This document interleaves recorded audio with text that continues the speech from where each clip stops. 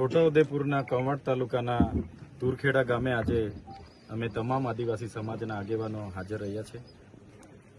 જે પરિવારની યુવાન દીકરી જે સગર્ભા હતી, પ્રસૂતિની પીડા થઈ અને અહીં રોડ રસ્તાની સુવિધા ન હોવાને કારણે, આરોગ્યની સુવિધા ન હોવાને કારણે, એમ્બ્યુલન્સની સુવિધા ન હોવાને કારણે ગામના યુવાનો એને ઝોલી કરીને લઈ જતા હતા અને રસ્તે જ્યારે એનું દુઃખદ મૃત્યુ થયું છે ત્યારે એમના પરિવાર પર આવી પડેલા દુઃખમાં એમને પ્રકૃતિ શક્તિ આપે અને એમની આત્માને શાંતિ આપે, એના માટે અમે સૌ અહીંયા એમની મુલાકાતે આવ્યા છે। આ ગામની નજીક વિશ્વની સૌથી ઊંચી પ્રતિમા સ્ટેચ્યુ ઓફ યુનિટી સામે દેખાય છે। આ ગામના ઘણા ઘરો નર્મદામાં વિસ્થાપિત પણ થયા છે।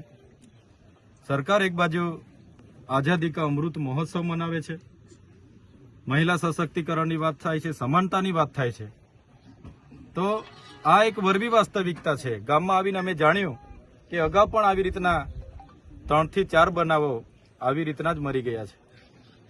તો સરકારે જે તાઇફાઓ કરે છે એના કરતાં વધારે આ વિસ્તારના આરોગ્ય, આ વિસ્તારના શિક્ષણ, સિંચાઈ, પીવાના પાણી જેવી મૂળભૂત સુવિધા, રોડ રસ્તા તરફ ધ્યાન આપવું જોઈએ।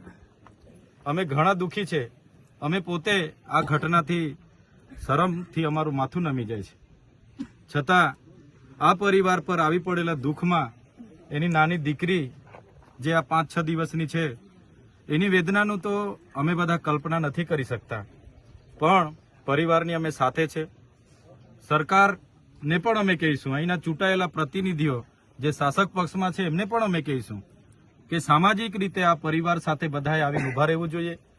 જે પણ મદદ મળે પરિવારના બાળકોને આવનાર દિવસોમાં ભણાવવાની કે તમામ પ્રકારની મદદ આવનાર દિવસોમાં સરકારમાંથી એમને મળે એ રજૂઆત પણ અમે કરીશું।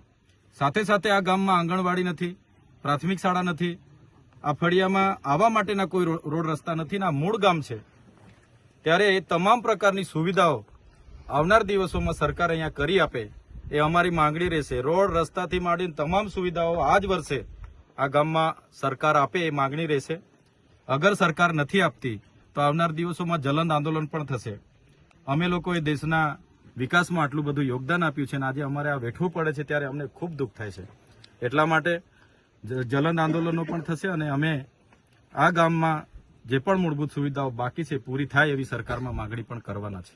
હાઈકોર્ટે શું મોટો